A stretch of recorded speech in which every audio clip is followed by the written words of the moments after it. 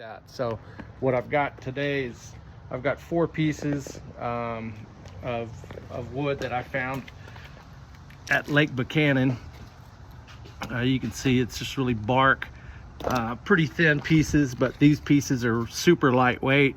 They're solid, but they're pretty nasty. I mean, you can see I got the zebra mussels off the wood. This was all wet. It's fairly dry now, and so I'm gonna take that down and just really sand the crap out of it, and then see what we get when we're done.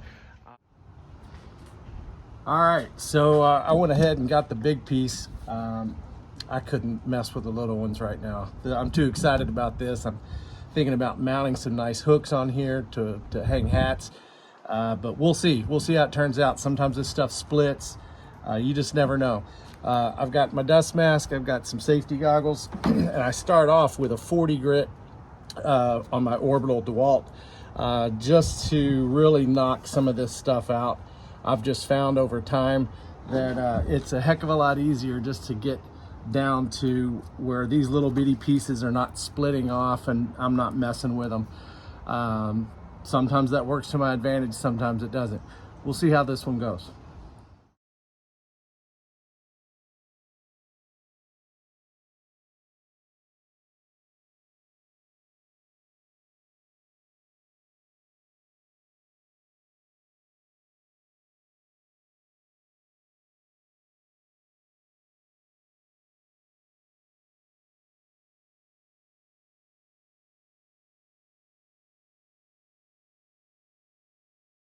This is basically what I do for a few hours is just get the board cleaned up. And then we can go back at it with the sander. Right now it's looking pretty good. I'm pretty happy with it.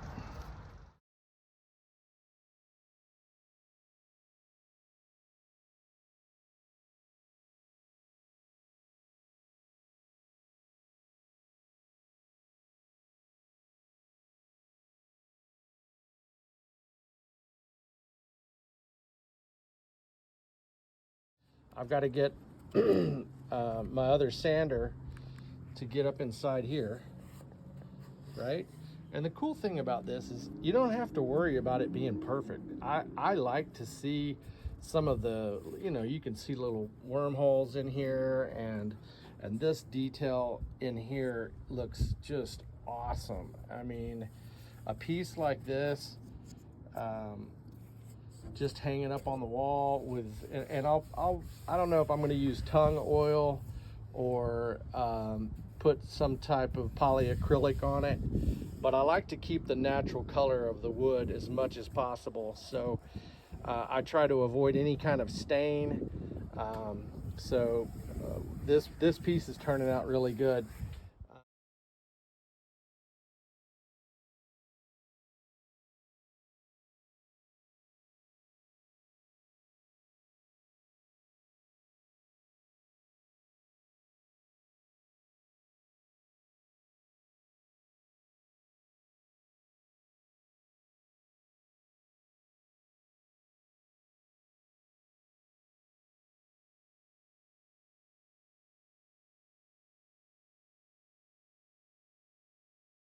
The Colorado River feeds into Lake Buchanan here in central Texas, and so with that, who knows what kind of trees we can get. At any rate, you can see that there's still, see, piece broke off, don't worry about it. It's fairly smooth. You can get it as smooth as you want. Like I said, I will get the majority of it smoothed down to where it's got a good feel to it, but there's still something about the texture. I mean, the tree itself is beautiful when you start looking at the grains, and this has got a life to it. Whichever way I put this thing, there's some really cool character and definitely some beautiful marks in the wood. And I think that's what I like about it, I am going to have to use my hand and sand some of these smaller spots. The orbital and this little this other sander that I have, I can't get into all the spots, so no big deal really. I'm not gonna really get, I don't know if you can see that, but there's some really gnarly layers of wood in here. I'm not sure if I'm going to smooth that out or not. You can see it probably better that way with the sun. I'm going to continue to work on this front side. I will also work on the back side too. This is going to be facing the wall, but I still try to smooth that out as much as I can, making sure that doesn't have, you know, I mean, if this is going to be in the house, I don't want little pieces of wood or sometimes dirt, bugs. So you've got to do a pretty good job of prepping this. All right, I think we're at a good spot now. I'm going to continue to sand, and I'll pick up when I've made some progress. Well, I decided that doing it by hand was just not going to work. So I pulled out this little guy, and it's a pretty serious wire brush attachment for this drill, and I'm going to hit it up inside of there. So I'm going to put it on time lapse, and let's see what we can do. We're going to do some damage for sure. Hey, it's John again. So got it all sanded and cleaned up.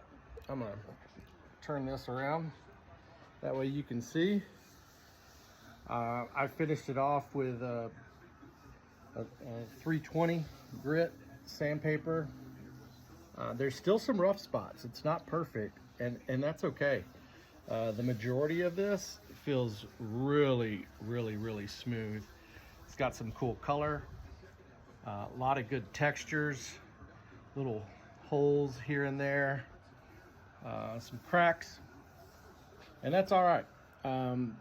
You know, when you're dealing with wood like this, it's porous. You just have no idea what you're going to get into. So I'm going to use a tongue oil,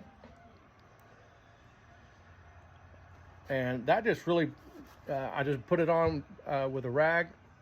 I'm going to videotape that, and it really just adds moisture and restores that wood to its natural color. So check it out. All right, make sure you get gloves if you ever use this stuff, because your hands get really, really messy. I'm gonna put a decent amount on here. I want you to watch what it does to this wood.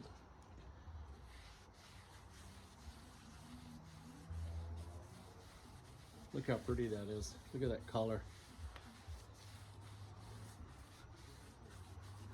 And it's gonna soak it up too. I know it will.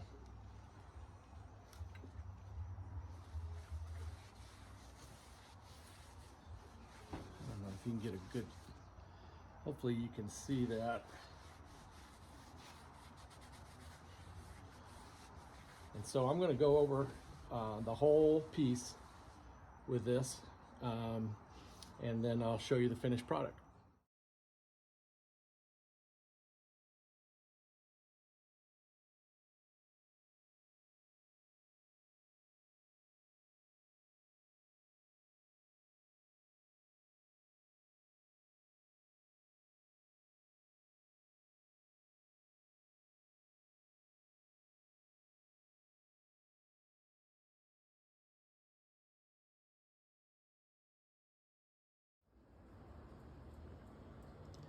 All right, now you can see it.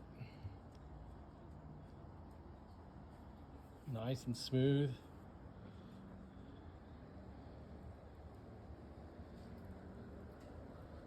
Beautiful piece of wood.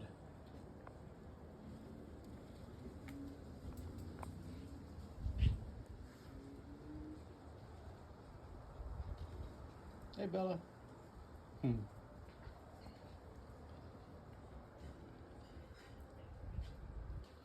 Lots of good looking color in there. Even that little tough spot turned out really nice. And it's smooth to the touch.